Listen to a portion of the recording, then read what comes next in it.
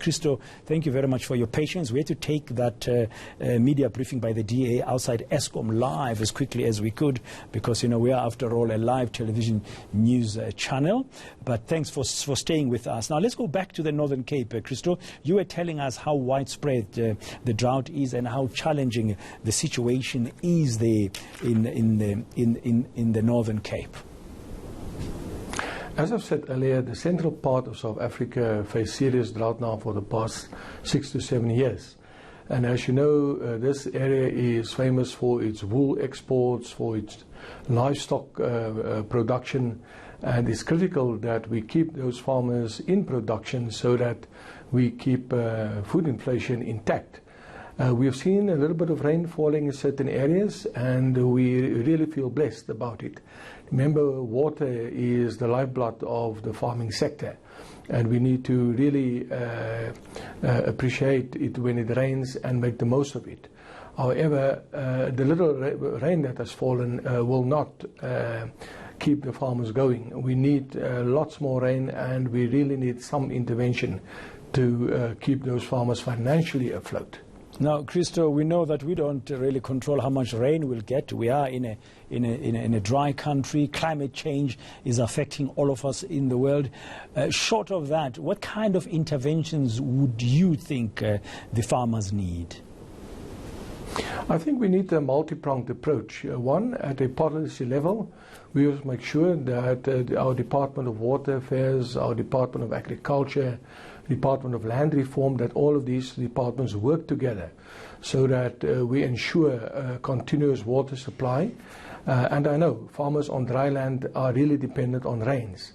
But what are the other systems that can support those farmers? We also need assistance like fodder aid or any other type of aid to be passed on to those farmers. And I really welcome the interventions from the various departments, especially agriculture. They've made 30 million available in the Northern Cape. However, those farmers need approximately 600 million rand just to assist them over the short term, especially over the Christmas period. 50 million rand was made available in the Western Cape, and a few million was also made available in the Eastern Cape. But that is really, really very little. We need much more money just to supply those farmers with fodder, to keep their workers on the farm with maybe, some extra grants or worker grants just to keep those workers fed over the festive season. But our biggest challenge is that those farmers sit with a lot of loans, production loans that they haven't repaid or they haven't paid back for the past 5 years. In other words, the interest on those loans are accumulating. We also see that those farmers are deeply in debt with their local agricultural businesses.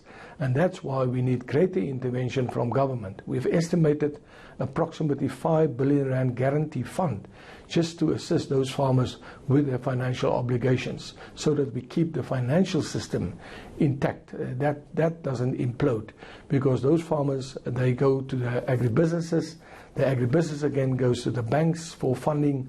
And on the input side, you have the John Deeres of the world, the fodder companies on the input side, and all of them at the end of the day suffer as a result of no production. And if there's no production, there's no money generated. If there's no money generated, people can't pay back or honor those loans that they've made. It's a very dire situation financially, weather-wise, production-wise, and really that intervention would be needed. Thank you very much. That's Agri SA's Christo for really painting that dire situation that farmers are facing in parts of South Africa with drought now of more than 5 years, particularly the Free State of this world, the Northern Cape.